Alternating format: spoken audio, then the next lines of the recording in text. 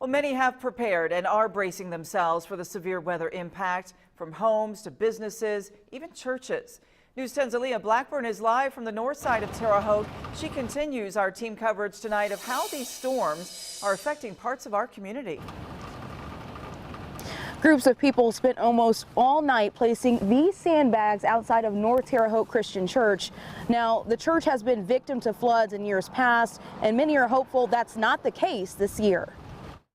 The chairs are stacked high inside North Terre Haute Christian Church. I hope it doesn't get flooded. And so are the prayers. Just wondering, when it's going to happen. Every raindrop is a bit of anxiety for members like George Reedy, hoping his church can survive another flood. We're ready for it this time. In the pouring down rain, Told them we need bodies and shovels. hardworking hands shovel and fill several hundred bags of sand. Lead pastor Chris McKinney, who just returned from helping flood victims in Houston, says this scene is all too familiar. It makes it very real.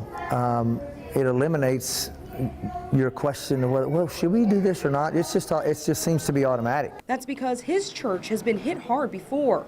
Past floods have caused them to rebuild and replace nearly everything. It floated desks, it floated the welcome center, and they weren't able to get all the computers off the floor, so it's a very disheartening thing. But that's what's motivating them to stay ahead, hoping each bag of sand can weather the storm just as much as their church. God will control the weather, and so we just pray and He can control it.